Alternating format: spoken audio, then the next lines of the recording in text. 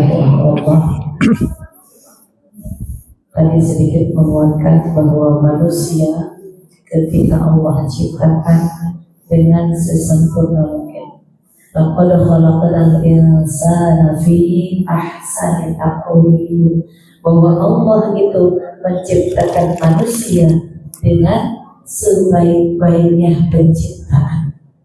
Namun kembali lagi kepada diri kita, bisakah kita menjadikan utuh kebaikan tersebut, kesempurnaan tersebut? Tadi dinyatakan bahwa kita sebagai manusia bisa lebih hina daripada syaitan dan juga bisa lebih mulia daripada malaikat. Maka ini adalah masuk ke dalam diri kita. Bagaimana caranya kita bisa nggak mengendalikan diri kita? Nafsu di sini kan kita mah biasanya rasa ya Bu ya. Kalau kita lebih cenderung ke nafsu itu adalah rasa. Padahal nafsu itu adalah diri, ya, diri kita sendiri, ya. Ketika diri kita bahwa saatnya bisa menjadikan kita itu baik atau tidaknya tergantung diri kita. Tidak bisa tiba-tiba manusia menjadi baik tanpa ada ikhtiar. Atau sebaliknya, tanpa ada manusia yang tiba-tiba menjadi rusak karena ulah dirinya sendiri yang tidak pernah apa-apain ibadah. Kenapa? Innallaha la yughayyiru ma biqaumin hatta yughayyiru ma bi anfusihim. Ketika Allah, sesungguhnya Allah itu tidak akan merubah suatu kaum kecuali kaum itu sendiri yang merubahnya. Ketika kita ingin menjadi baik, maka kitanya yang berikhtiar menjadi baik. Untuk seperti apa kita bisa menjadi ikhtiar lebih baiknya? Seperti halnya kemarin yang sudah disampaikan, bahwa sifat-sifat yang ada di dalam kalbu kita yang harus dijauhi, di antaranya wala mutakabbiran wala mutajayyiran, tidak sombong, tidak juga sewenang-wenang. Atau juga ya wala qami'an fil nasi. Kemarin sudah disampaikan bahwa kita tidak ada pengharapan kepada manusia, tidak tomat, jangan berharap kepada manusia. Wala harisun ala dunia, dan tidak terlalu ambisius untuk urusan dunia. Kenapa terkadang orang bisa menjadi rusak? Terkadang karena ambisi dunianya yang lebih. Bu, kalau kita pikir ini, kita telah kita di rumah, ibu punya rumah, punya rumah, kamarnya 2, kamarnya 3. Kalau ibu tidur, kamar 3 langsung dipakai atau cuma 1? Ya, kamar kita cuma 1 yang kita pakai. Itu pun 1 pun masih muat buat yang lainnya. Kita masih bisa tidur sama anak kita 1 kamar. Kita masih muat sama suami kita. Gitu. Ketika diri kita yang punya rumah pengen yang mewah, yang besar, ya kadang ada keinginan seperti itu. Kenapa? Bukan karena kitanya yang memang membutuhkan tempat itu, tetapi nafsu kita yang terkadang ingin sesuatu yang di luar kapasitasnya. Ibu sekarang pakai baju, sekali pakai 2 atau 1. Ya Bu, ibu mau punya baju 100 yang dipakai berapa? Ibu punya kerudung 20, dipakai 1 atau 20-20-nya? So, ibu punya gelang 10, dipakai semua 10-nya? Sampai begini enggak juga kan? Yang ketika diri kita makan pun, ibu ambil 1 piring langsung dimakan 1 piring atau 1 suap. Kasih ya. Semuanya manusia ada keterbatasannya, namun terkadang egois kita, nafsu kita yang kurang bisa kita kendalikan. So, terkadang yang suka ada. Ibu pergi ke hajatan, itu di hajatan sudah ada sate, sudah ada rendang, sudah ada ikan bakarnya, ada baksonya, ada somainya, ada berbagai macam. Bu, itu kadang kalau ngikutin nafsu itu pengennya diambil semua, ya kan Bu? Pengen coba ini, pengen coba itu, ujung-ujungnya itu di piring numpuk dan tidak habis, betul nggak? Saya suka kesel oleh begitu, ya kan?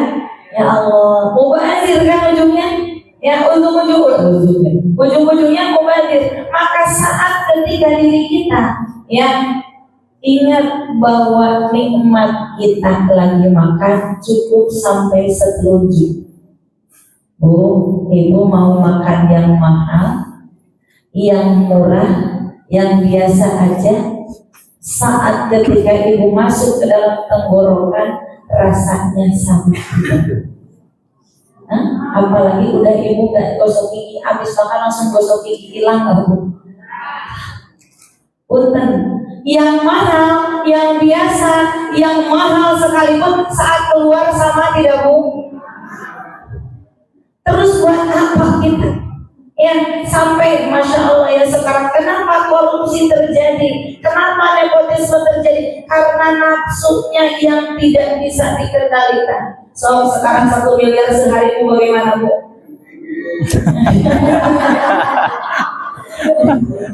Ya kan? So Bu 1 miliar sehari mau diapain coba? Dan mau dibelanjain juga bingung. Ya? Kenapa masih terus pengen lagi? Nafsunya yang tidak bisa dikendalikan. Yang kita belum 1 miliar, jangan sampai ketika yang sudah ada di dompet kita memikirkan yang lainnya. Maka ibu triknya kalau ibu pengen cepat terisi dompet, pengen tahu mau? Bingung. Bu, pengen cepat terisi nggak Bu dompetnya Bu? Pengen aja, pengen banget. Kayak orang berhubungan gak percaya mau sama saya. Gak usah itu ngomong saya sama saya. Bu, kalau kita ingin duit kita cepat terisi, kalau ibu ATM ibu pengen cepat terisi, habisin dulu. Ya, kuncinya habisin dulu. Kalau sudah habis, pasti Allah akan isi. Yakin ya Bu? Ibu gak akan yakin banget soalnya. Bu, jujur. Nih, lihat Abdurrahman bin Auf. Saat Abdurrahman bin Auf, kenapa dia menjadi kayanya kelewatan kaya? Karena dia pengen habis hartanya. Semakin ingin habis hartanya, ternyata semakin Allah datangkan lagi. Begitupun saya Bu di rumah di sekolah, ya. Itu makanan pengen cepat habis semuanya, datang lagi. Ya, sampai kata anak saya, ini makanan ada lagi. Kata saya pengen sampai habis ini makanan. Ada lagi, datang lagi.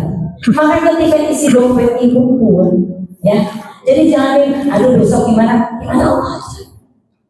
Ya, kenapa? Yakin satu kuncinya. Emang sih kadang liur-liur dikit. Ya, kadang ada kalanya manusia kenapa? Kenapa kita bisa liur? Kenapa kita bisa pusing? Karena kepercayaan kita belum sepenuhnya sama Allah. Ya, ketika diri kita wa may yattaqillaha yaj'al lahu makhraja. Saat takwa kita full sama Allah. Allahumma bika asbahna wa bika amsayna. Ya, saat ketika diri kita takwanya full, yakinnya kepada Allah semaksimal mungkin, hakul yakin Allah pun akan memberikan yang terbaik. Kenapa? Janji Allah wa may yattaqillaha yaj'al lahu makhraja. Allah akan berikan jalan keluar. Yang kedua, ketika diri kita takwa kepada Allah, wa may yarzuq min haitsu la yahtasib. Saat Allah akan memberikan diri kita dari rezeki yang tidak disangka-sangka. Satu orang aja. Beda dulu. Emaknya galak. Alas kan?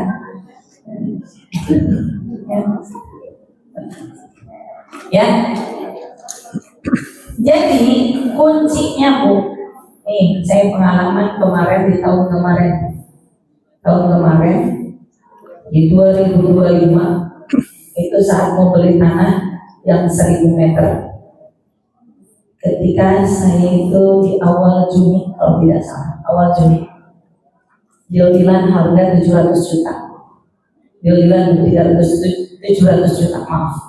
Saat itu saya nggak megang duit cuma 2 juta ya kalau tidak salah. Yang duit cuma 2 juta. Beda Bu, saya ketika dengar sama orang, saya nggak bisa tahu punya duit ini, saya cuma megang 50 juta. Saya cuma megang 2 juta. Mei, kapan melunasin tanah? Kayak gitu. Ya Allah, saya kapan ya? Bismillah lah, akhir Juli saya bilang. Saya yakin, ya Allah, maaf di mana ntar aja. Mei benar yakin akhir Juli, insya Allah akhir Juli saya. Terus DP-nya bisa berapa? Saya cuma bisa DP 2 juta. Lihat aja nanti besok. Kata saya beberapa hari kemudian, mudah-mudahan Allah kirimkan rezeki.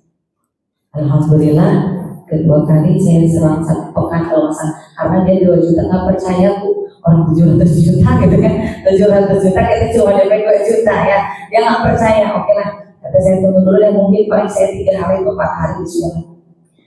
ABC dilakukan, alhamdulillah terkumpul lah 70 juta.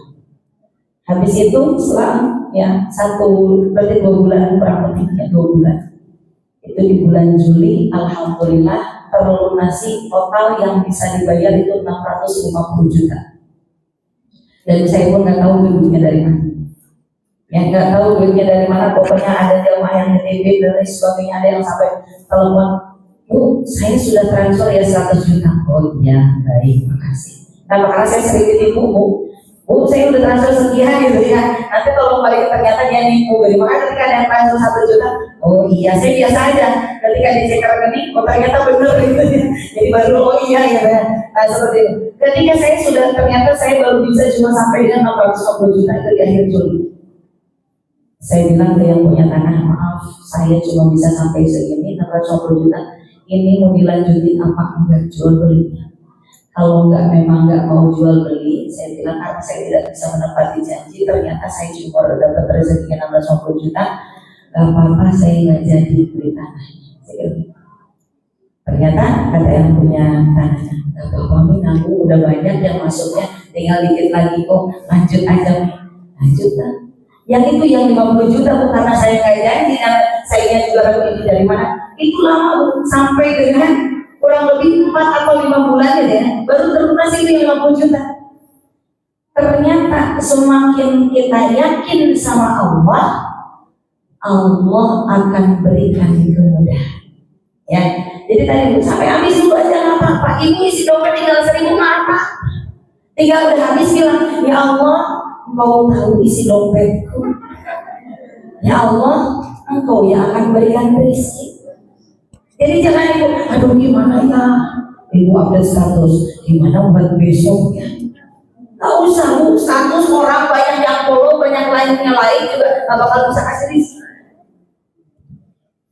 Ibaratnya Bu hidup ini, ya. Ibu hidup ini, ibu saat update status, ibu saat upload sesuatu, kira-kira yang lihat dengan yang likes lebih banyak mana? Lebih banyak yang mana? Yang lihat. Begitulah kehidupanku. Orang cuma nonton doang kehidupan kita. Yang suka dengan kehidupan kita lebih sedikit. Bener gak Bu? Yang nonton berapa ratus, yang lain paling cuma 5, 6, 7, 8. Bener gak? Ya kan? Itulah kehidupan kita. Maka kita jangan fokus kepada manusia. Kita jangan fokus untuk mengharapkan manusia. Kita fokus bagaimana ketika diri kita, bagaimana Allah suka gaya sama saya, bagaimana Allah kira-kira sayang gak ya sama saya. Orang mau ngomong A, orang mau ngomong B, selagi kita tidak menyalahi aturan, easy going saja. Insya Allah. Ya, jadi ketika diri kita untuk urusan dunia, yakinkan sama Allah, sudah janji Allah akan berikan rezekinya. Dari mulai jalan keluarnya, rezekinya Allah sudah jamin. Yang belum dijamin, bagaimana kita nanti masuk ke akhirat. Kemarin sempat ada sedikit ya yang sempat curhat sama saya. Nih saya mah minder kalau ikut ngaji. Nih saya mah ikut kalau ikut pengajian deh malu sama orang, kata saya. Kenapa? Saya malu karena saya tuh sekarang lagi nggak punya apa-apa. Saya malu, kata saya. Emang kalau ibu punya apa-apa, emang orang lain mau gimana? Kenapa mesti minder? Sampai dia nggak mau keluar rumah, sampai segala macam. Kata saya, emang orang tahu ibu makan pakai apa? Ibu lagi hidup enak, orang lain tahu nggak kita makannya pakai apa? Kita lagi susah, kita makan pakai garam doang, orang tahu nggak? Kenapa mikirin orang? Bu, anak saya ini, ya, sama ya itu, nih mau makan pakai apa? Ada nasi doang. Kalau lagi belum masak, mau makan pakai apa? Nih pakai garam aja.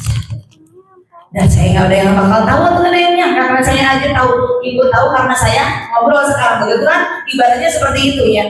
Ketika diri kita mau makan enak, mau makan yang 100.000, mau makan yang cuma 1.000 rupiah doang, mau pakai kerupuk doang, bahkan nasi kering pun yang kita makan, apakah orang lain tahu? Nggak ada. Terus kenapa kita mesti memperdulikan orang lain? Toh tadi nikmatnya juga kita sebentar. Ya, jadi saat ketika kita hidup ibaratnya tadi Bu, ketika diri kita fokuskan apa yang pencapaian kita kepada Allah, pencapaian diri yang bisa menjadi radiyatan mardiyah. Kenapa radiyatan mardiyah? Karena hatinya yang mutmainnah. Ya ayyatuhan nafsul mutmainnah, hei jiwa-jiwa yang tenang. Ibu sudah tenang? Hello Bu, kok jadi diam ya sobat tenang? Ya. Bu, tenang itu nikmat yang tertinggi. Kalau ibu tenang, mau sholat tenang. Ya nggak Bu?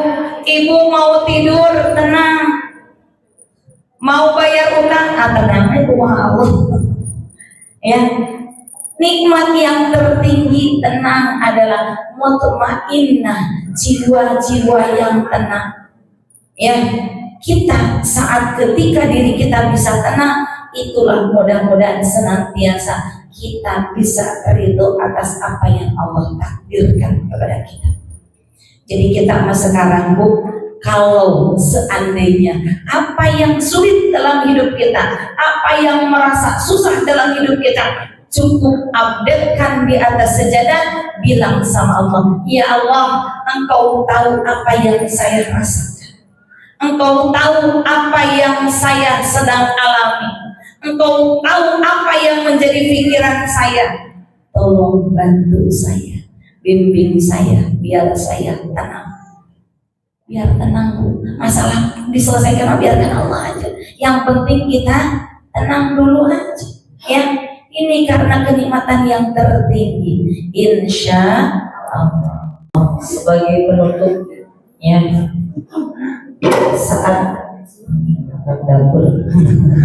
saat diri kita, intinya adalah bagaimana kita bisa mengetahui kondisi diri kita.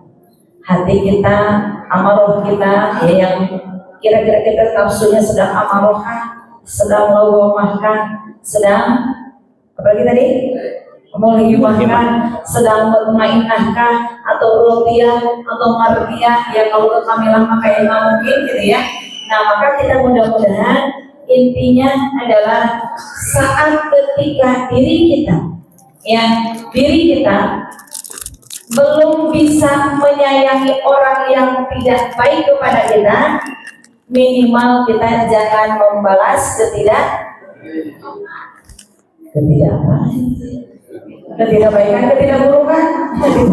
Bingung bahasa semuanya. Maksudnya gini deh, saat ketika diri kita nih ada orang kan pasti kita ada perasaan. Mungkin itu terkadang ada perasaan kita tuh kayaknya orang ini gak suka sama saya. Coba saat ketika kita belum bisa menyayangi orang yang membenci kita belum bisa menyayangi orang yang tidak suka kepada kita, minimal kita jangan membalas ketika orang lain tidak berbuat baik.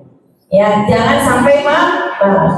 Ada kata Rasulullah, pahala yang sombong disombongin lagi. Nah, contohnya begitu, punten. Kalau seperti itu kita masih sama dong seperti kemarin.